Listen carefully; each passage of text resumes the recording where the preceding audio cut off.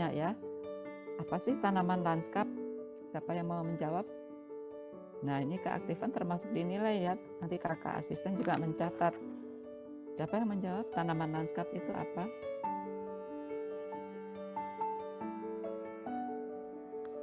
Ayo, nggak apa-apa. Kalau misalnya kurang sempurna nanti kita lengkapi.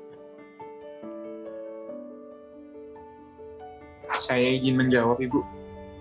Muhammad Faris ya, silakan.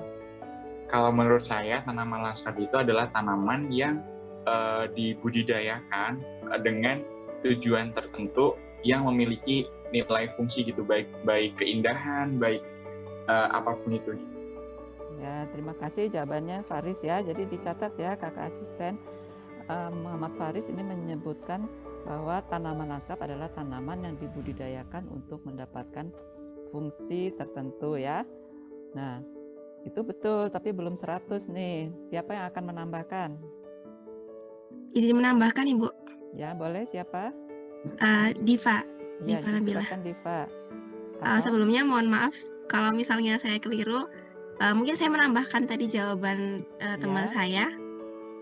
Tanaman lanskap adalah tanaman yang dibudidayakan dengan tujuan memenuhi nilai estetika seperti itu, Bu. Nilai estetika. Terima kasih. Ya, terima kasih Diva. Ini ada betulnya, tapi juga belum 100. Siapa lagi yang mau menjawab? Nambahkan ya.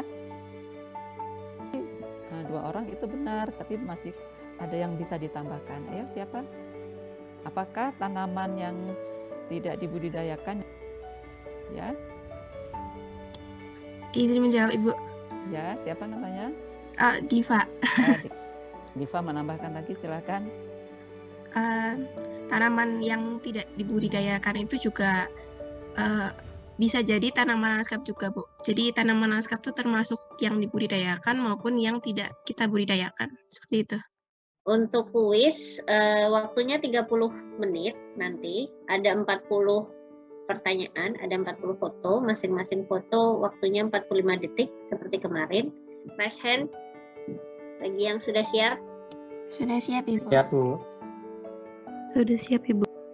Ya, raise hand semua. Ini checking supaya untuk melihat yang pada standby.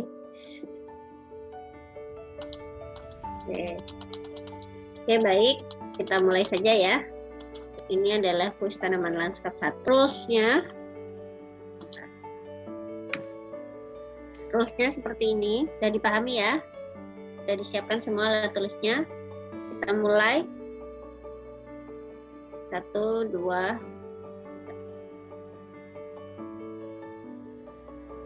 2, 3. Terakhir. Oke, selesai. Mungkin nanti terkait jawaban kuis ini akan saya sampaikan ke Mbak Devi dan Mas Fahmi ya, filenya.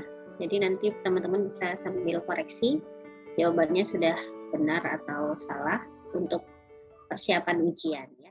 Jadi hari ini topik kita mengenai asesmen atau analisis lanskap sejarah dan budaya. Jadi bagaimana kita mengakses, melakukan penilaian ya, atau menganalisis unsur ataupun komponen-komponen yang berkaitan dengan lanskap sejarah dan budaya. Nah, ini penting kita lakukan. Jadi nanti sebelum melakukan asesmen atau analisis, kita harus pahami dulu komponen apa saja yang perlu diakses ya, atau perlu dianalisis. Istilahnya lanskap sejarah atau lanskap budaya, istilahnya cultural world heritage. Karena untuk world heritage sendiri itu ada 2 kategori besar ya, meskipun nanti ada mix gitu. Jadi ada natural world heritage dan ada cultural world heritage.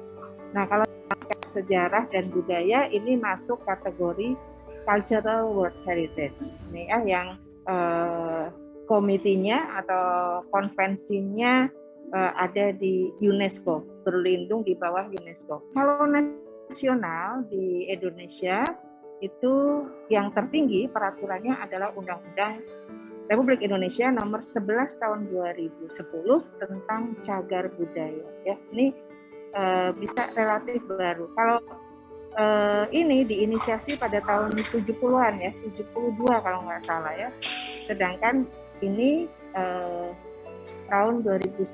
Nah, ini sebenarnya sudah merupakan perkembangan sebelumnya, sebelum tahun 80, sebelum Indonesia meratifikasi warisan dunia, konvensi warisan dunia,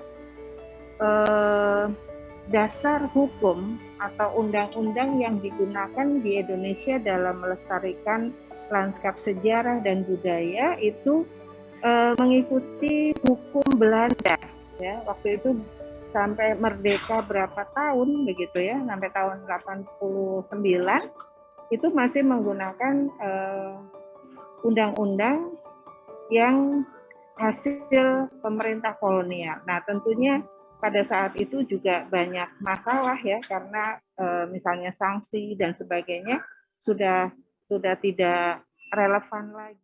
Baik, selanjutnya itu ada universal value atau nilai penting. Stonehenge ini memenuhi 3 kriteria universal value menurut UNESCO. Kriteria pertama yaitu merupakan mahakarya kecerdasan kreatif manusia, yang dimana Stonehenge ini menggambarkan kreativitas dan teknologi yang luar biasa di masa prasejarah. Bisa kita lihat karena dia ini termasuk dari lingkaran batu prasejarah yang paling canggih di dunia dan memiliki desain dan teknik unik serta dapat dibedakan berdasarkan fungsi, ukuran, dan jarak pengangkutannya seperti yang sebelumnya sudah dijelaskan. Ini adalah daftar pustaka yang kami gunakan. Sekian dari kelompok 1. Apabila ada salah-salah kata, mohon dimaafkan. Terima kasih. Baik, terima kasih informasinya. Ya, itu tadi struktur presentasinya ya bisa sudah bagus ya, sesuai dengan yang ditugaskan. Jadi gambaran karakteristik dan tentunya keistimewaan ya, dan masuk periode kapan begitu, ini termasuk prasejarah ya, masa Neolitik seperti itu. Kemudian kriteria yang sudah ditetapkan sebagai warisan budaya dunia itu kriteria 1, 2, dan 3.